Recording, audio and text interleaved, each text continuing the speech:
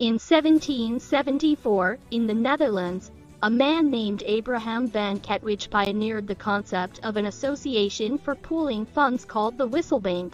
This association collected funds from many investors and then invested them in various assets, such as bonds and loans. This marked the beginning of the modern reksadana. Development in the United States 1920s. The concept of reksadana continued to develop in the United States during the 1920s. The emergence of the Massachusetts Investors Trust in 1924 marked the birth of the world's first open and mutual fund. This reksadana allowed investors to buy and sell units anytime. The arrival of reksadana in Indonesia 1952. The first reksadana in Indonesia was established in 1952 under the name Dana Reksadana Persero.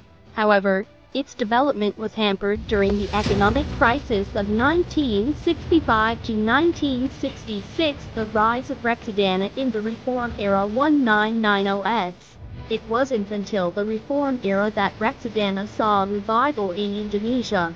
In 1995, KMK Capital Market Supervisory Agency Financial Services Authority issued regulations related to reksadana, paving the way for a more rapid development of the reksadana industry. Reksadana Today, reksadana has become a popular investment choice in Indonesia.